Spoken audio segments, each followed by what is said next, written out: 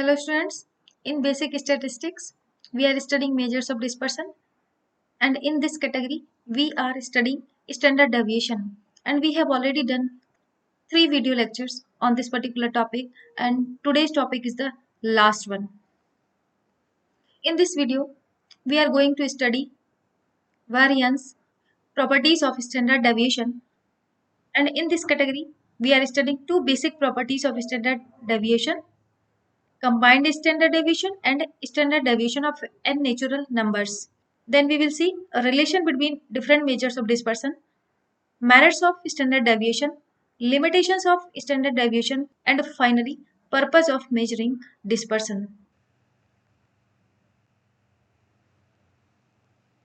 Now we will see variance. Actually variance और standard deviation बहुत ही similar concepts हैं. Variance is a measure of variability and it tells the degree of spread in our data set. ये भी variation को major करता है और ये बताता है कि हमारा डेटा कितना स्प्रेड है, कितना स्कैटर्ड है. ठीक है, मीन वैल्यू से. वेरिएंस भी हमेशा मीन से निकाला जाता है, तो मीन वैल्यू से हमारा डेटा कितना स्कैटर्ड है, इस बात की जानकारी वेरिएंस देता है. थोड़ा सा डिफरेंस है दोनों में. The standard deviation is derived from variance, यानी कि जो स्टैंडर्ड डेविएशन है उसका डेरिवेशन भी वेरिएंस से ही हुआ है. It is denoted by sigma square, और इसको हम सिग्मा स्क्वायर कहते हैं. एक्चुअली सिग्मा स्टैंडर्ड डेविएशन का सिंबल होता है, और स्टैंडर्ड डेविएशन का जब हम स्क्वायर निकाल लेते हैं तो वो हमारा वेरिएंस कहलाता है. तो वेरिएंस का फॉर्मूला होगा sigma d square upon n in case of individual series, and in case of continuous and discrete series it would be sigma f d square upon n, क्योंकि हमें यहाँ पर f से मल्टीप्लाई करना होगा deviation को. d की जगह हम x माइनस एक्स बार को भी रख सकते हैं, क्योंकि ये हमारा डेविएशन x माइनस एक्स बार से ही है. तो यहाँ पर इंडिविजुअल सीरीज में हमारा फॉर्मूला होगा सिग्मा x माइनस एक्स बार का होल स्क्वायर अपॉन n, और कंटिन्यूअस एंड डिस्क्रीट सीरीज के केस में x माइनस एक्स बार का होल स्क्वायर को f से मल्टीप्लाई करते हुए उसका समेशन लेंगे, देन डिवाइडेड बाय n. और इस तरीके से हम d की जगह x माइनस एक्स बार का भी प्रयोग कर सकते हैं. Hence, standard deviation is the square root of variance and variance is the square of standard deviation. तो ये दोनों कॉन्सेप्ट डिफरेंट नहीं है. Standard deviation is the square root of variance. Means जब जो वेरिएंस है इसका हम स्क्वायर रूट ले लेंगे तो ये स्टैंडर्ड डेविएशन हो जाएगा, और variance is the square of standard deviation. और जब स्टैंडर्ड डेविएशन का स्क्वायर ले लेंगे तो हमारा फॉर्मूला वेरिएंस का हो जाएगा.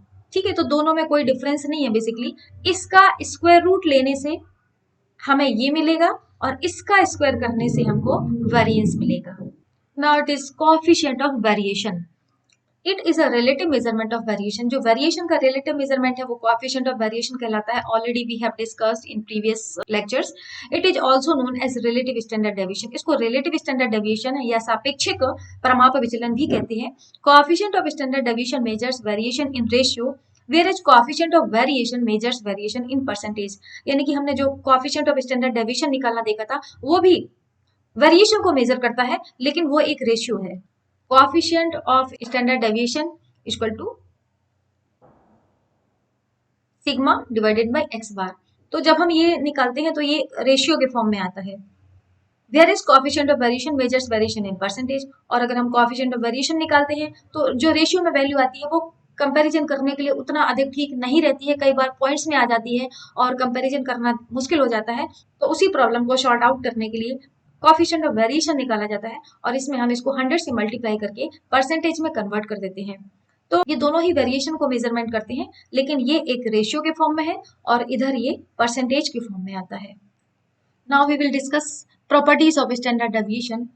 First property is combined standard deviation. Means अगर हमारे पास 2 या 2 से अधिक सीरीज का स्टैंडर्ड डेविएशन दिया हुआ है तो हम उससे कंबाइंड स्टैंडर्ड डेविएशन को निकाल सकते हैं. As we can compute combined mean of 2 और मोर देन 2 ग्रुप्स. जैसे कि हम 2 या 2 से अधिक ग्रुप का कंबाइंड मीन निकाल सकते हैं, और कंबाइंड मीन निकालने का फॉर्मूला है combined mean 1 2 equal to n1 x bar 1 plus n2 into x bar 2 divided by n1 plus n2. इस फॉर्मूले की हेल्प से हम कंबाइंड मीन निकालते हैं. Similarly we can also compute combined standard deviation of 2 और मोर ग्रुप्स. ठीक इसी तरीके से हम 2 या 2 से अधिक ग्रुप का कंबाइंड स्टैंडर्ड डेविएशन भी ज्ञात कर सकते हैं. Combined standard deviation is denoted by sigma 1 2, और इसको sigma 1 2 in case of 2 series, और ये हो जाएगा 1 2 3 इन केस ऑफ 3 सीरीज। अगर हमारे पास जैसे जैसे सीरीज बढ़ती जाएंगी जिसका हमें कंबाइंड मीन निकालना है तो ये वैल्यू भी बढ़ती जाएगी। लेकिन हम यहाँ पर सिग्मा 1 2 ले रहे हैं, इट मीन्स हमारे पास 2 सीरीज है, और उस 2 सीरीज के केस में फार्मूला क्या होगा अब हम ये देखेंगे। तो sigma 1 2 equal to n1 sigma 1 square plus n2 sigma 2 square plus n1 d1 square plus n2 d2 square divided by n1 plus n2। Formula थोड़ा सा बड़ा देखने में लग सकता है, लेकिन इसके जो सिंबल्स हैं इसका हम मीनिंग अच्छी तरीके से समझ करके उसको आसानी से कैलकुलेट कर सकते हैं। यहाँ पर n1 और n2 क्या है, number of units of first group and second group. जो हमारे पास 2 ग्रुप है जिनका हमें कंबाइंड स्टैंडर्ड डेविएशन निकालना है तो उसका ये नंबर ऑफ यूनिट्स है, जहां पर sigma 1 square and sigma 2 square दोनों ही ग्रुप का स्टैंडर्ड डेविएशन है, उसका स्क्वायर लेंगे। Sigma 1 first group and sigma 2 second group के स्टैंडर्ड डेविएशन को डिनोट कर रहा है और यहाँ पर हम उसका स्क्वायर लेंगे। Then it is d1 and d2. What is d1 and d2? d1 and d2 is deviation, but this deviation is taken from combined mean. तो यहाँ भी हमें combined mean निकालना होगा, यानी कि दोनों 2 सीरीज है, अगर उस केस में हमारा इस फॉर्मूले को निकालते हुए combined mean ले लेना है, और ये डेविएशन हमारा combined mean से सीरीज के मीन का डेविएशन है। It means d1 equal to x bar 1 2 minus x bar 1 means combined mean minus actual mean first series का, और इस सेकंड सीरीज के केस में हमारा हो जाएगा d2 equal to x bar 1 2 minus x bar 2 means second series का mean आया। तो इस तरीके से हम डेविएशन निकाल लेंगे कंबाइंड मीन से दोनों सीरीज के मीन का। तो इस तरीके से हमको n1 sigma 1 n2 sigma 2 and d1 d2 सभी वैल्यूज मालूम हो गई कि कैसे निकालना है। अब फॉर्मूले में वैल्यू पुट करके हम कंबाइंड स्टैंडर्ड डेविएशन ज्ञात कर सकते हैं। एग्जाम में इस तरह के क्वेश्चन जनरली आते हैं और कॉम्पिटिटिव एग्जाम्स में भी कंबाइंड स्टैंडर्ड डेविएशन के क्वेश्चंस काफी कॉमन है, तो इसीलिए ये कॉन्सेप्ट आप समझ लीजिए अच्छे से, क्योंकि थोड़ा सा फॉर्मूला लेंथी लग सकता है लेकिन समझने के बाद ये बहुत आसान है। These are the steps for calculating combined standard deviation. First step is calculate combined mean. सबसे पहले combined mean को कैलकुलेट करना है इस फॉर्मूले की हेल्प से। Then take deviations from combined mean for each group. जो दोनों ग्रुप्स हैं तो कंबाइंड मीन से दोनों ग्रुप्स के मीन का स्टैंडर्ड डेविएशन लेना है, मीन्स d1 और d2। ये होगा एक combined mean minus series mean in case of first series and combined mean minus mean of second series. Finally apply the formula of combined standard deviation. उसके बाद combined standard deviation का formula apply कर देंगे। सारी values को find out करने के बाद ये फॉर्मूला अप्लाई करके कंबाइंड स्टैंडर्ड डेविएशन निकालेंगे। तो इस तरह की ये एक बहुत बड़ी प्रॉपर्टीज है इसकी स्टैंडर्ड डेविएशन की, जिससे कि हम आसानी से 2 या 2 से अधिक सीरीज का कंबाइंड स्टैंडर्ड डेविएशन निकाल सकते हैं। अदर मेजर्स ऑफ डिस्पर्सन है means range, standard deviation, quarter deviation, इस केस में हम कंबाइंड डेविएशन को निकाल नहीं सकते। Second property is standard deviation of n natural numbers, means first n natural numbers का इजिली इस फॉर्मूले की हेल्प से स्टैंडर्ड डेविएशन निकाल सकते हैं। मान लीजिए हमको 1 से 10 तक की नंबर्स का स्टैंडर्ड डेविएशन निकालना है तो हम इजिली इस फॉर्मूले की हेल्प से निकाल सकते हैं। n natural numbers standard deviation निकालने का फॉर्मूला है √1/12 n स्क्वायर माइनस 1, और जहां पर n नेचुरल नंबर्स है, मान लीजिए हमें फर्स्ट 10 नंबर्स का स्टैंडर्ड डेविएशन निकालना है तो इस केस में n की वैल्यू हो जाएगी 10। अगर हमको फर्स्ट 5 नंबर्स का स्टैंडर्ड डेविएशन निकालना है तो n की वैल्यू हो जाएगी 5, यानी कि पहली जितनी भी संख्याएं हम चाहें उसका स्टैंडर्ड डेविएशन इस छोटे से फॉर्मूले की हेल्प से निकाल सकते हैं। तो ये भी इसकी एक बहुत बड़ी मैथमेटिकल प्रॉपर्टी है। Next property is the sum of the squares of the deviations of items in the series from their arithmetic mean is minimum. It means जब हम arithmetic mean से डेविएशन लेते हैं और उस डेविएशन का स्क्वायर करते हैं, इट मीन्स डी स्क्वायर को निकालते हैं, तो उसका summation mean sigma d square minimum होता है। और यही कारण है कि स्टैंडर्ड डेविएशन को कैलकुलेट करते समय हम अरिथमेटिक मीन ही लेते हैं। Next property is standard deviation is independent to change of origin. It means after adding or subtracting any constant value or any constant number from all given items, standard deviation remains the same. अगर हमारे पास कोई series है और उस series में हम किसी एक कांस्टेंट वैल्यू को ऐड या सब्सट्रैक्ट करते हैं तो इससे हमारे स्टैंडर्ड डेविएशन यानी कि नई सीरीज और प्रीवियस सीरीज के स्टैंडर्ड डेविएशन में कोई डिफरेंस नहीं होता। It means standard deviation same रहता है।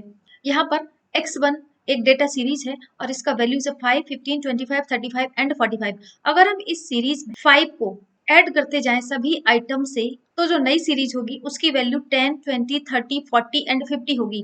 और इस केस में स्टैंडर्ड डेविएशन निकाला जाएगा तो दोनों सीरीज का स्टैंडर्ड डेविएशन इक्वल रहेगा, सेम रहेगा, यानी कि अगली सीरीज का डेविएशन भी इसी के बराबर ही आएगा। इसके अपोजिट अगर हम इस सीरीज में से एक पर्टिकुलर नंबर को माइनस कर देते हैं और माइनस करने पर हमको नई सीरीज x1 मिलेगी और इस x1 सीरीज का भी जो स्टैंडर्ड डेविएशन होगा वो इसके ही बराबर होगा। इट मींस ये स्टैंडर्ड डेविएशन स्वतंत्र रहता है अगर उसके ओरिजिन में कोई चेंज होता है। Next property, standard deviation is not independent to change of scale. अगर स्केल में चेंज हो जाता है, पैमाने में चेंज हो जाता है, तो उस केस में स्टैंडर्ड डेविएशन सेम नहीं रहता। मीन्स आफ्टर डिवाइडिंग और multiplying any constant number from all given items the standard deviation change in the same proportion. Means अगर हम कोई नंबर डिवाइड या मल्टीप्लाई करते हैं तो उस केस में हमारा स्टैंडर्ड डेविएशन भी उसी प्रोपोर्शन में चेंज हो जाएगा। यहाँ पर ये x1 सीरीज है और इसकी वैल्यूज 5, 15, 25, 35 एंड 45 है। अगर हम इसको 2 से मल्टीप्लाई करते हैं इसके ईच आइटम को, तो जो नई सीरीज तैयार होती है उसका स्टैंडर्ड डेविएशन और प्रीवियस सीरीज का स्टैंडर्ड डेविएशन इक्वल नहीं होते हैं। इट मींस अगर हमने 2 से यहाँ पर मल्टीप्लाई किया है तो हमारा स्टैंडर्ड डेविएशन भी उसी प्रोपोर्शन में चेंज हो जाएगा, स्टैंडर्ड डेविएशन भी 2 से मल्टीप्लाई हो जाएगा। सिमिलरली अगर हम किसी कांस्टेंट वैल्यू से इस सीरीज के सभी नंबर को डिवाइड करते हैं, मान लीजिए यहाँ पर 2 से डिवाइड किया, तो 2 से डिवाइड करने के बाद जो नई सीरीज तैयार होती है उस सीरीज का स्टैंडर्ड डेविएशन भी 2 से डिवाइड हो जाएगा। इट मींस जो स्टैंडर्ड डेविएशन इस सीरीज का है तो अगली सीरीज का स्टैंडर्ड डेविएशन 2 से डिवाइड होके आएगा। तो समेशन और एडिशन करने पर किसी डेटा सीरीज के सभी आइटम्स में अगर हम कोई कांस्टेंट वैल्यू ऐड कर देते हैं या सब्सट्रैक्ट कर देते हैं तो स्टैंडर्ड डेविएशन अनचेंज रहता है। लेकिन अगर डिवाइड और मल्टीप्लाई करते हैं किसी एक कांस्टेंट वैल्यू से सीरीज के सभी नंबर्स को, तो उस केस में स्टैंडर्ड डेविएशन भी उसी प्रोपोर्शन में चेंज हो जाता है। Now we will see relation between different measures of dispersion. In a normal distribution, there is a fixed relationship between the three most commonly used measures of dispersion. Means three जो dispersion हम लोग study कर चुके हैं, standard deviation, mean deviation and quarter deviation. Normal और slightly skewed distribution के case में इनके बीच में एक फिक्स्ड रिलेशनशिप होता है। The quarter deviation is smallest, the mean deviation next and the standard deviation is largest in the following proportion. और इस प्रोपोर्शन में क्वार्टर डेविएशन सबसे छोटा होता है, उसके बाद मीन डेविएशन मिडिल में होता है और स्टैंडर्ड डेविएशन सबसे अधिक होता है। लार्जेस्ट वैल्यू स्टैंडर्ड डेविएशन की होती है। इस रिलेशनशिप को हम दो डेविएशंस के बीच में इस तरीके से देख सकते हैं। अगर रिलेशनशिप SD और QD के बीच में है तो ये होगा 2SD equal to 3QD। It means 2 times of standard deviation बराबर होता है 3 टाइम्स ऑफ क्वार्टाइल डेविएशन के। अगर हमको यूनिटरी वैल्यू निकालनी है तो इस केस में SD equal to 3QD divided by 2। अगर SD और MD के बीच में रिलेशनशिप देखनी है तो ये होता है 4SD equal to 5MD। It means 4 times of standard deviation बराबर होता है 5 टाइम्स ऑफ मीन डेविएशन के। यहाँ पर भी अगर हम यूनिटरी वैल्यू निकालेंगे तो SD इक्वल टू 5/4MD। यहाँ पर अगर MD निकालेंगे तो ये हो जाएगा, अपोजिट हो जाएगा 4/5SD। और इस केस में भी QD इक्वल टू हो जाएगा 2/3SD। इस तरीके से हम ये रिलेशनशिप इनके बीच में निकाल सकते हैं। ये मैंने यहाँ पर डिफरेंट मेजर्स ऑफ डिस्पर्सन के बीच में रिलेशनशिप को यूनिटरी फॉर्म में निकाला हुआ है। QD इक्वल टू 2/3SD इधर से हमने देखा, और अगर इसको MD से कंपेयर करेंगे तो QD equal to 5/6MD, MD equal to 4/5SD और 6/5QD, SD equal to 5/4MD और 3/2QD। इस केस में हमको सिंपल ये रिलेशनशिप 1, 2, 3 अगर याद रहेगी तो हम इजिली एक मेजर ऑफ डिस्पर्सन की हेल्प से बाकी मेजर्स ऑफ डिस्पर्सन को निकाल सकते हैं। एग्जाम्स और कॉम्पिटिटिव एग्जाम्स में भी इस तरह के क्वेश्चंस अक्सर पूछे जाते हैं। डिफरेंट मेजर्स ऑफ डिस्पर्सन और मीन के बीच में क्या रिलेशनशिप है, अब हम ये देखेंगे। First one is x bar plus minus QD includes 50% of the items. अगर हम नॉर्मल डिस्ट्रीब्यूशन में जो बेल शेप डिस्ट्रीब्यूशन होता है जो यहाँ पर फिगर में बना हुआ है, इसके सेंटर में अगर मीन वैल्यू है मीन है और उसके मीन से अगर हम दोनों साइड प्लस और माइनस करते हुए क्वार्टाइल डेविएशन को रखते हैं तो इस केस में 50% आइटम्स ऑफ द सीरीज शामिल हो जाते हैं। In case of mean deviation,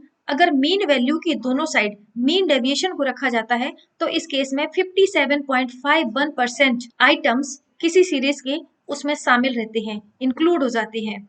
और स्टैंडर्ड डेविएशन के केस में अगर मीन से दोनों साइड प्लस और माइनस, मीन्स प्लस इधर और माइनस इधर, स्टैंडर्ड डेविएशन को 1 टाइम रखते हैं, ये इधर से यहाँ तक आएगा और ये इधर से इधर तक, ये माइनस है और ये प्लस है, तो इस केस में 68.27% आइटम्स इंक्लूडेड होते हैं। सिमिलरली अगर हम 2 टाइम्स स्टैंडर्ड डेविएशन को मीन के दोनों साइड रखते हैं, it means +2 standard deviation and -2 standard deviation mean value से करते हैं तो इस केस में 95.45% आइटम्स इंक्लूड हो जाते हैं। और 3 टाइम्स ऑफ स्टैंडर्ड डेविएशन को रखने पर इट मीन्स -3 ये यहाँ से यहाँ तक आएगा और +3 यहाँ से यहाँ तक आएगा, तो इस केस में 99.73% आइटम्स इंक्लूडेड है। तो हम देख सकते हैं स्टैंडर्ड डेविएशन के केस में मीन वैल्यू से स्टैंडर्ड डेविएशन को दोनों साइड रखने पर 1 टाइम रखते हैं तो 68.27%, 2 टाइम्स रखते हैं तो 95.45% एंड 3 टाइम्स रखने पर 99.73% आइटम्स इंक्लूड हो जाते हैं। तो इस तरीके से मीन वैल्यू से 1 टाइम स्टैंडर्ड डेविएशन प्लस इधर होगा, 2 टाइम्स स्टैंडर्ड डेविएशन प्लस ये आएगा और 3 टाइम्स प्लस स्टैंडर्ड डेविएशन यहाँ आएगा। सिमिलरली जब 1 टाइम मीन वैल्यू से स्टैंडर्ड डेविएशन को सब्ट्रैक्ट करेंगे तो ये इतना एरिया कवर होता है, 2 टाइम स्टैंडर्ड डेविएशन इंक्लूड करने पर ये एरिया कवर होता है और जब हम 3 टाइम्स स्टैंडर्ड डेविएशन को इंक्लूड कर देते हैं तो ये एरिया कवर हो जाता है। ये स्टैंडर्ड डेविएशन की बेसिकली एरिया प्रॉपर्टी कहलाती है और 3 टाइम्स स्टैंडर्ड डेविएशन को मीन वैल्यू के दोनों साइड रखने पर उस सीरीज के 99.73% आइटम्स शामिल रहते हैं। तो इस तरीके से स्टैंडर्ड डेविएशन एक बहुत ही रिलायबल एंड एक्यूरेट मेजरमेंट है डिस्पर्सन को मेजर करने का। Next topic is merits of standard deviation. तो अभी हम जान चुके हैं कि स्टैंडर्ड डेविएशन जो एक बहुत ही reliable, authentic and accurate measurement है डिस्पर्सन को ज्ञात करने का। इसके कुछ merits, first is the standard deviation is the best measurement of dispersion because of its mathematical characteristics. We already have discussed the properties of standard deviation, so हमको मालूम है कि कंबाइंड स्टैंडर्ड डेविएशन भी निकाल सकते हैं एंड नेचुरल नंबर्स का standard deviation भी निकाल सकते हैं। It is based on every item of the distribution, means series के सभी नंबर को शामिल करता है। Further algebraic treatment is possible. Further algebraic treatment is possible का मतलब होता है कि हम इससे आगे कंबाइंड वैल्यू निकाल सकते हैं, मीन्स जैसे combined standard deviation. It is less affected by fluctuations of sampling than most other measures of dispersion. जो बाकी मेजर्स ऑफ डिस्पर्सन है उसकी तुलना में स्टैंडर्ड डेविएशन जो सैम्पलिंग के फ्लक्चुएशंस है, मीन्स अगर हम टोटल डेटा को शामिल ना करते हुए एक सैंपल लेकर के उससे स्टैंडर्ड डेविएशन को कैलकुलेट करते हैं, जो फ्लक्चुएशंस है सैम्पलिंग के उससे स्टैंडर्ड डेविएशन सबसे कम प्रभावित होता है। It is possible to calculate the combined standard deviation of 2 और मोर ग्रुप्स। ये इजीली हम देख चुके हैं कि 2 या 2 से अधिक ग्रुप का कंबाइंड स्टैंडर्ड डेविएशन इजीली निकाल सकते हैं। This is not possible with any other measure, जो किसी और मेजर के साथ, means mean deviation and quartile deviation के केस में हम ऐसा नहीं कर सकते। For comparing the variability of 2 और मोर distributions, coefficient of variation is considered and this is based on mean and standard deviation। 2 या 2 से अधिक सीरीज के बीच में हमको परसेंटेज के फॉर्म में जब वेरिएबिलिटी या वेरिएशन को मेजर करना होता है तो कोएफिशिएंट ऑफ वेरिएशन निकालते हैं और कोएफिशिएंट ऑफ वेरिएशन या कोएफिशिएंट ऑफ स्टैंडर्ड डेविएशन निकालने के लिए हमको मीन और स्टैंडर्ड डेविएशन निकालना कंपलसरी है। ठीक है, तो 2 या 2 से अधिक सीरीज की तुलना भी हम तभी कर सकते हैं जब हम स्टैंडर्ड डेविएशन और मीन वैल्यू को निकाल सकें, तभी हम, क्योंकि वेरिएशन का फॉर्मूला होता है standard deviation divided by x बार, तो ये दोनों वैल्यू निकालने के बाद ही हम कोएफिशिएंट ऑफ वेरिएशन को निकाल सकते हैं। Standard deviation is most prominently used in further statistical work. आगे भी और जो स्टैटिस्टिकल कॉन्सेप्ट्स हैं जैसे स्क्यूनेस, कोरिलेशन, इसको ज्ञात करने के लिए भी हमें स्टैंडर्ड डेविएशन को निकालना कंपलसरी है, क्योंकि ये कॉन्सेप्ट्स भी स्टैंडर्ड डेविएशन पर ही बेस्ड हैं। तो these are the merits of standard deviation. Now we'll see limitations of standard deviation. It is difficult to compute। जैसा हमने देखा बहुत लंबे लंबे फॉर्मूलेज हैं इसमें, और उन फॉर्मूलेज को वही व्यक्ति अप्लाई कर सकता है जो मैथमेटिकल बैकग्राउंड का है या जिसने इस तरह की चीजें सीखी हुई हैं। नॉन मैथमेटिकल बैकग्राउंड पर्सन के लिए थोड़ा सा टिपिकल हो जाएगा स्टैंडर्ड डेविएशन को कैलकुलेट करना। It gives more weight to extreme items. Extreme items are the items that are much far from the mean than other items. तो ये एक्सट्रीम पॉइंट्स को, जो मीन्स के, मान लीजिए इधर ये मीन है, इस नॉर्मल डिस्ट्रीब्यूशन में ये मीन पॉइंट है और इसके दोनों साइड जो पॉइंट्स अधिक दूर हैं वो एक्सट्रीम पॉइंट्स कहलाते हैं। यानी कि मीन से जो नंबर अधिक दूरी पर है तो वो डेविएशन अधिक होगा, इधर इस साइड नेगेटिव में होगा, इधर इस साइड पॉजिटिव में होगा। लेकिन फाइनली जब हम उनका स्क्वायर कर देते हैं तो स्क्वायर करने के बाद ये माइनस साइन ऑटोमेटिक प्लस में कन्वर्ट हो जाता है और इन एक्सट्रीम पॉइंट्स का वेट स्टैंडर्ड डेविएशन को कैलकुलेट करने में अधिक हो जाता है। तो इस तरीके से जो डेविएशंस बड़े हैं और जब उनका स्क्वायर किया जाएगा लास्ट में तो वो प्रोपोर्शनेटली उनका रोल अधिक हो जाएगा। इसको एक एग्जांपल के हेल्प से देख सकते हैं। The deviations 2 and 8 are in the ratio 1 and 4। Mean value से किसी सीरीज में डेविएशन जो एक्सट्रीम पॉइंट्स है वो 2 है और 8 है, जो 1 और 4 के रेशियो में 1:4। लेकिन जब हम इनका डेविएशंस का डी स्क्वायर निकालेंगे तो इनका स्क्वायर हो जाएगा 4 and 64 मीन्स 2 to 4 and 8 का 64 एंड रेशियो वुड बी 1:16।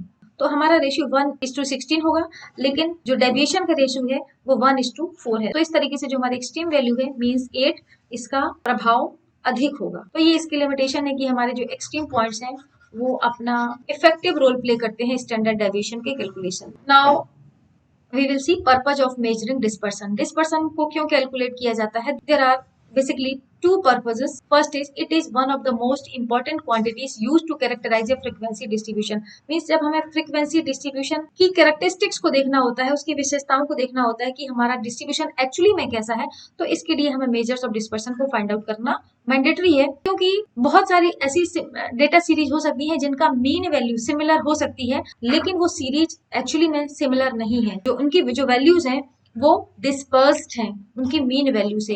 तो इस तरीके से फ्रीक्वेंसी डिस्ट्रीब्यूशन का साइज और कैरेक्टरिस्टिक्स देखने के लिए डिस्पर्सन को निकालना जरूरी है। इसको एक एग्जांपल की हेल्प से देख सकते हैं। मान लीजिए किसी सीरीज में 4 आइटम्स हैं और उनका वैल्यू 5 5 5 5 है और लास्ट में जब हम इसका मीन निकालेंगे तो ये हो जाएगा 20 डिवाइडेड बाई 4 इक्वल टू 5। और एक अगली सीरीज है जिसमें भी 4 यूनिट्स हैं और उनका वैल्यू है 0 10 2 8। तो इस केस में भी इनका समेशन 20 होगा और जब हम इसका मीन निकालेंगे, इसको 4 से डिवाइड करेंगे तो हमारा अगेन मीन आएगा 5। लेकिन क्या ये दोनों डिस्ट्रीब्यूशन सिमिलर है, होमोजीनियस है? नहीं ना। इस केस में सारी वैल्यू सिमिलर है, मीन्स ये होमोजीनियस सीरीज है, लेकिन ये एक हेट्रोजीनियस सीरीज है जिसमें हमारी वैल्यू के बीच में बिखराव, स्कैटर्डनेस बहुत अधिक है। मिनिमम वैल्यू 2 से लेकर के 10 तक जा रही है, लेकिन हम मीन के आधार पर इनको सिमिलर या होमोजीनियस नहीं मान सकते हैं और इसीलिए इनके बीच में जो हेट्रोजेनिटी होती है उसको ज्ञात करने के लिए डिस्पर्सन यानी कि जो वेरिएशन होता है मीन वैल्यू से सीरीज के बाकी नंबर्स के बीच में, वो ज्ञात करने के लिए डिस्पर्सन निकालना जरूरी है। तो सीरीज की कैरेक्टरिस्टिक्स को आइडेंटिफाई करने के लिए डिस्पर्सन जरूरी है निकालना। Second, it affords a basis of comparison between 2 और मोर फ्रीक्वेंसी डिस्ट्रीब्यूशंस। तो अगर हमारे पास 2 या 2 से अधिक सीरीज है और उनके बीच जो डिस्पर्सन है उस हमको कंपेयर अगर करना है तो कंपैरिजन हम तभी कर सकते हैं जबकि हम मेजर्स ऑफ डिस्पर्सन को निकाल लें। तो डिफरेंट फ्रीक्वेंसी डिस्ट्रीब्यूशन के बीच में कंपैरिजन यानी कि उनको तुलना करने के लिए डिस्पर्सन को निकालना जरूरी है। जैसे मैंने अभी ये एग्जांपल बताया था कि first series is homogeneous and second series is heterogeneous. दोनों के जो बिखराव है, फैलाव है, वेरिएशन है, उसमें डिफरेंस है और उस डिफरेंस को हम डिस्पर्सन से ही फाइंड आउट करते हैं। So the study of dispersion bears its importance from the fact that various distributions may have exactly the same average but substantial differences in their variability। तो ये वही बात है जो मैंने अभी आपको एग्जांपल्स के माध्यम से बताई है कि डिस्पर्सन का इंपॉर्टेंस इसलिए भी बढ़ जाता है कि बहुत सारे डिस्ट्रीब्यूशंस ऐसे हैं जिनका मीन सिमिलर हो सकता है। मान लीजिए इस केस में मैंने आपको बताया 5 5 5 5 4 स्टूडेंट्स हैं, इनका 20 मार्क्स है और इसका मीन 5 है और अनदर सीरीज में भी 4 स्टूडेंट्स हैं, 0 10 2 8 इनकी वैल्यू है और जब हम इसका मीन कैलकुलेट करेंगे तो अगेन मीन क्या होगा 5। तो इस आधार पर क्या हम ये कह सकते हैं कि दोनों ही क्लास के स्टूडेंट्स का परफॉर्मेंस इक्वल है? नहीं, इस क्लास में हर स्टूडेंट का परफॉर्मेंस इक्वल है, सेम है, यानी कि मीन वैल्यू के बराबर है। लेकिन इस क्लास में परफॉर्मेंस में बहुत ही ज्यादा वेरिएशन है, कुछ स्टूडेंट्स 0 पर हैं और कुछ 100% यानी कि 10 पर हैं। तो इसीलिए मीन तो इक्वल है बट जो वेरिएशन है उसमें बहुत ज्यादा डिफरेंस यानी कि सबस्टेंशियल डिफरेंस है और इसी डिफरेंस को निकालने के लिए मेजर्स ऑफ डिस्पर्सन को स्टडी करना जरूरी होता है। तो इस तरीके से ये हमारा मेजर्स ऑफ डिस्पर्सन के अंतर्गत स्टैंडर्ड डेविएशन का टॉपिक पूरा होता है। डेविएशन से रिलेटेड लगभग सभी चीजें मैंने इस टॉपिक में इंक्लूड करने की कोशिश की है. I hope it would be helpful for you. So that's it for this video.